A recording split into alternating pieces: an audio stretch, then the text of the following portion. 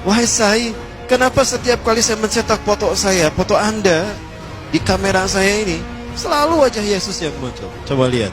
Ketika diperlihatkan, itu reinkarnasi saya yang terakhir, kata dia. Itu reinkarnasi yang terakhir. Dan sebentar lagi dia akan datang. Kapan?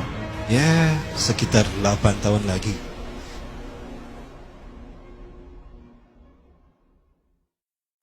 Seorang manusia supranatural, manusia yang lahir dari desa Nilayam Putraparti, India Selatan, dia pun memiliki 20 ciri-ciri Dajjal.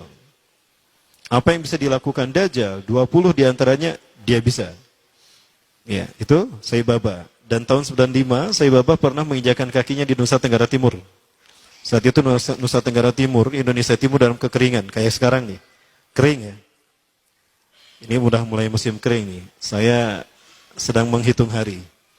Kalau kering seperti ini terjadi 3 tahun, waspada. Karena sebelum Dajjal muncul, akan ada musim kering selama 3 tahun berturut-turut. Apakah ini tahun pertama dari 3 tahun tadi? Wallahu a'lam. Baik.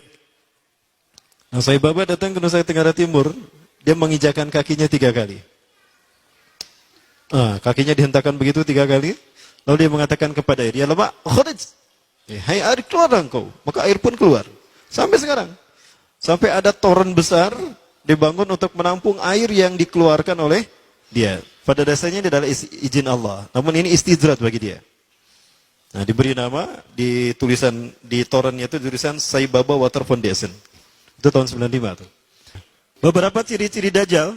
Yang pertama Rasulullah SAW menyebutkan, idza ra'aitumud Dajjal fara'a fi ra'si syai'un kataj. Syai'an kataj. Apabila engkau melihat Dajjal, maka engkau akan melihat di kepalanya sesuatu mirip mahkota.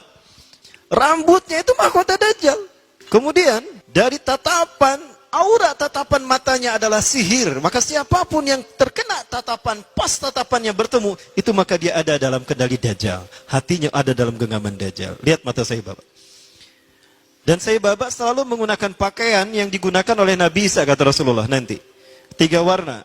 Serupan warna merah, orange, kuning, dan putih. Sai Baba selalu menggunakan itu. Para pengikut Sai Baba banyak tersebar seluruh dunia. Terbesar kalau di Indonesia ada di Magelang, Jakarta, Surabaya. Para pengikut Sai Baba disebutnya Deputi. Pemimpin Deputi Indonesia. Anan Krishna ini adalah pemimpin pengikut Sai Baba. 20 ciri-ciri Dajjal ada pada Sai Baba. Ada seorang fotografer yang biasa memfoto Sai Baba. Setiap kali dicetak dari kamera film, dari roll kamera yang dijepretkan ke Sai Baba, selalu muncul wajah Yesus. Makanya berkata, wahai Sai, kenapa setiap kali saya mencetak foto saya, foto Anda di kamera saya ini, selalu wajah Yesus yang muncul? Coba lihat. Ketika diperlihatkan, itu reinkarnasi saya yang terakhir, kata dia. Itu reinkarnasi yang terakhir. Dan sebentar lagi dia akan datang. Kapan? Ya, sekitar 8 tahun lagi. Ya. Nah, kemudian ada pesawat di Venezuela ketika take off, baru 2000 atau 3000 kakian, itu terjadi turbulensi. Ya, pilotnya sudah pasrah saat itu. Kopilotnya keluar dan berkata, siapa di antara kalian yang menjadi pengikut Sai Baba? Ternyata pramugarinya, saya. Cepat berdoa untuk Sai Baba, minta kepadanya agar dia menolong kita. Maka dia kemudian masuk ke ruangan tertentu, dia berdoa kepada Sai Baba. Entah gimana doanya. Apa yang terjadi? Awan berkumpul membentuk tubuh Sai Baba setengah badan. Dan awan tadi bergerak mengelambaikan tangannya. Maka seketika itu pula turbulensi hilang dan pesawat itu normal kembali dan bisa mendarat di tempat tujuan. Landing dalam keadaan aman. Nah, ini Sai Baba. Berikutnya juga masih terkait Sai Baba. Ada seorang janda punya anak 4. Dia datang pada Sai Baba dan berkata, wahai Sai, Anda adalah Tuhan kami. Anda Tuhan saya. Saya seorang janda sudah 4 tahun ditinggalkan oleh suami saya. Saya punya anak 4, kami miskin Sai. Kami ingin merubah hidupnya. Anda adalah maha kaya Tuhan kami. Tolong kami beri karunia. Sai Baba hanya menggerakkan tangannya, maka emas keluar dari tangannya. Diberikan pada wanita janda tadi.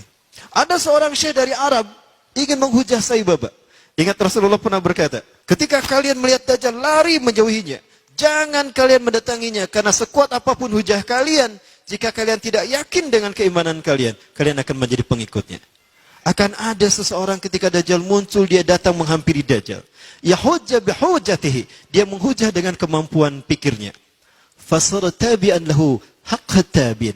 Ternyata dia menjadi pengikut Dajjal yang setia. Ini terjadi pada Sai Baba. Seorang syekh dari Arab Saudi, maaf dari Timur Tengah. Saya tidak sebut Arab Saudi ya, keceletot. Datang menghampiri Sai Baba. Sai Baba berkata begini, kamu ragu saya Tuhan kamu? Coba apa yang bisa dilakukan Tuhanmu? Saya akan melakukannya. Maka apapun yang diminta oleh syekh tadi, Sai Baba melakukannya. Maka apa yang terjadi? Syekh tadi menjadi pengikut Sai Baba yang setia. Baik, kita masih bicara Sai Baba. Suatu saat Sai Baba pernah diundang ke Amerika. Sekelompok petinggi militer Angkatan Darat Amerika kehilangan sebuah dokumen. Dan yang tahu hanyalah seorang jenderal yang bernama Conner. Jenderal Conner ini sudah meninggal. Maka dipanggillah Sai Baba. Ketika Sai Baba datang ke jasad Jenderal Conner, dia menaburkan tepung vibuti. Menaburkan tepung vibuti yang langsung keluar dari tangannya entah dari mana. Maka dengan cara diusap, sebagaimana Nabi Isa AS membangunkan jasad yang sudah mati. Maka apa yang terjadi? Jenderal Conner bangun. Maka ditanya, di mana arsip itu? Oh, arsipnya di sana. Dia pergi, diantar pakai mobil, dibukakan arsipnya. Ketemu arsipnya. Udah ketemu arsip nama, plak deh, maut gitu. Itu jin yang masuk ke dalam tubuh Jenderal Conner. Kalau Nabi Musa AS menghidupkan yang sudah meninggal dalam kisah sapi betina, Al-Baqarah itu nyata. Nyata betul-betul hidup. Di mana dipukul dengan sebagian dagingnya kan? Fadribuhu bi ba'diha. Pukul dengan sebagian dagingnya. Itu betul-betul hidup. Sama Nabi Musa ditanya, "Man qatalaka? Siapa yang membunuhmu?" Culang-cilang, mana yang ngebunuh saya? Oh, itu. Qatalani banu akhi, qatalani banu akhi. Udah gitu mati lagi. Ya, tuh anak-anak saudaraku, keponakanku yang membunuh saya. Udah gitu mati lagi. Rasulullah SAW menyebutkan, Samiri atau Dajjal itu dia mandul, tidak suka kepada lawan jenis. Dan dia tidak menikah. Termasuk Sai Baba juga sama. Dia ngejomblo seumur hidup. Namun sekarang dia sudah mati. Ya, alhamdulillah. Alhamdulillah, saya bersyukur pada Allah dia sudah mati. Ya, dan dia sedang dipukuli oleh malaikat Zabaniyah di kuburnya.